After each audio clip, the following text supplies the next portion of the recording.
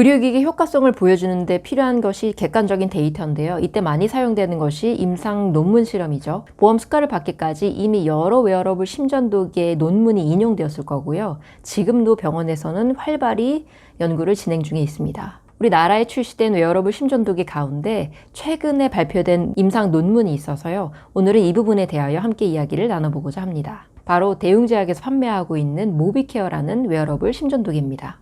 논문 제목에서 알 수 있듯이 홀터와 모비케어를 비교한 임상 연구이고요.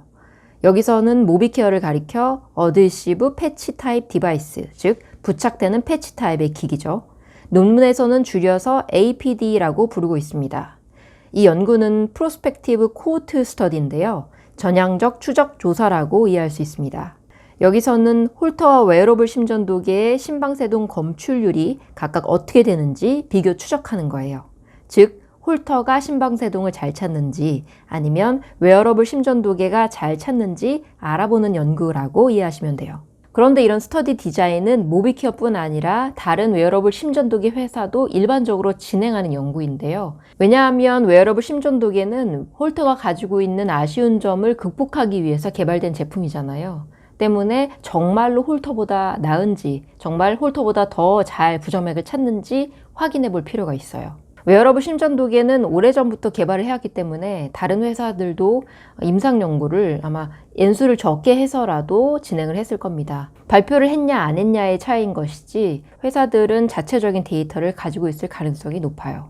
이 연구는 한 환자에게 홀터와 웨어러블 심전도기를 모두 붙이는데요. 일상생활을 하다가 24시간이 지나면 병원에 와서 홀터를 떼고 웨어러블만 붙인 채로 48시간을 더 생활하다가 총 72시간이 되면 병원에 와서 웨어러블도 떼게 되는 그런 방식입니다.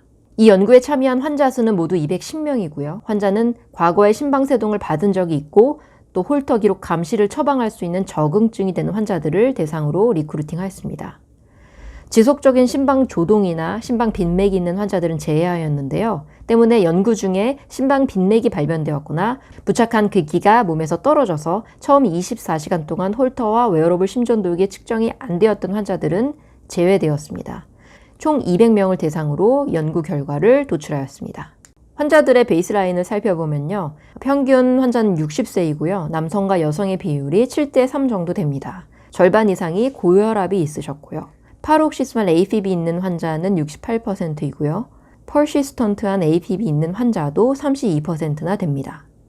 결과는 4가지 나누어서 얘기를 하는데요. 72시간 착용한 웨어러블 심전도기의 피저빌리티인데요. 72시간 동안 웨어러블 심전도기를 착용하여 검사를 끝마친 사람은 200명 중 188명인데요. 6%에 해당하는 12명은 측정 중 기기나 앱의 오류, 사용자의 오작동, 그리고 피부 트러블 등으로 검사를 끝까지 마치지 못했습니다. 세 번째는 심방세동 디텍션 레이트의 비교인데요. 처음 24시간 동안은 홀터와 웨어러블 심전도기가 동일한 디텍션 레이트를 보였습니다. 200명 중 40명의 심전도에서 심방세동을 찾아낸 것인데요. 이후로 더 오래 착용한 웨어러블 심전도기는 추가로 24명에게서 심방세동을 확인하였습니다. 24시간 홀터는 200명 중 40명에게, 72시간 웨어러블 심전도기는 64명에게서 심방세동을 발견하였습니다. 즉, 72시간 웨어러블 심전도기는 1.6배나 더 많은 심방세동을 찾아냈죠. 이 논문을 통해서 이야기하고 싶은 포인트는 3가지가 있는데요. 첫 번째는 디바이스 자체의 우수성을 얘기하는 게 아니라는 점입니다. 24시간을 착용했을 때는 홀터나 웨어러블 심전도기나 AFib 디텍션 레이트이 같았어요. 바꿔 말하면 24시간을 착용한다면 웨어러블 심전도기가 크게 메리트가 없다는 뜻입니다. 병원 입장에서는 굳이 24시간을 착용하는데 새로운 시스템을 도입하지는 않을 거예요. 즉, 웨어러블 심전도기는 홀터와는 달리 72시간 내지는 그 이상을 사용할 수 있기 때문에 심방세동 검출률이 높은 거죠. 따라서 디바이스를 헤드투헤드로 보는 것이 아니라 디바이스를 사용할 수 있는 시간, 논문의 제목에도 나와 있듯이 24시간 홀터와 72시간 웨어러블 심전도기를 비교한 논문이라는 점을 다시 한번 상기할 필요가 있습니다.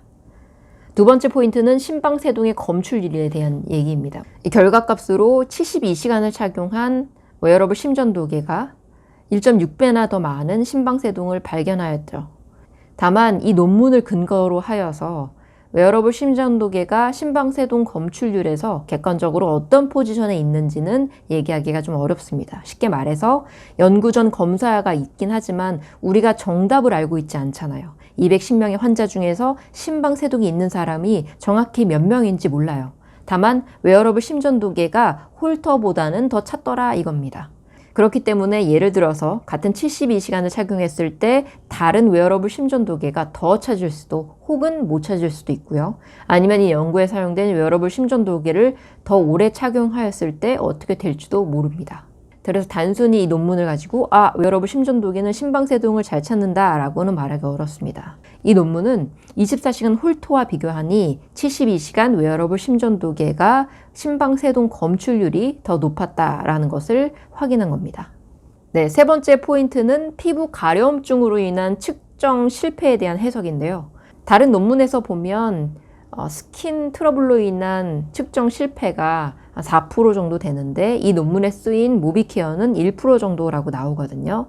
그리고 시간이 상대적으로 짧았다거나 내지는 모비케어가 가지고 있는 부착 영역이 좀 좁았다던가 등의 여러 가지 해석이 있기는 합니다. 다만 제가 포인트하고 싶은 부분은 1%가 적기 때문에 다행인 점도 있지만 이것이 갖는 의미를 생각해 보자는 건데요. 지금 홀터 검사는 1년에 한 대략 30만 회 정도 진행하죠. 웨어러블 심전도계는 여기서부터 시작해서 부정맥이 향후 발생할 수 있는 위험인자를 가지고 있는 집단까지 시장을 넓히고자 하잖아요. 그런 분들이 적게는 한 700만에서 900만 명 정도 더 계세요. 1%는 100명에서는 1명이지만 900만 명에서는 9만 명이나 돼요. 결코 적은 수가 아니거든요. 스킨 이리테이션, 스킨 프로블럼 등은 웨어러블 심전도계 관련 논문마다 계속해서 나오는 이슈예요. 이 부분에 대하여 이해 관계자들은 방법을 고민할 필요가 있어요. 오늘 리뷰를 마무리하면서 한 가지 더 얘기하고 싶은 부분이 있는데요.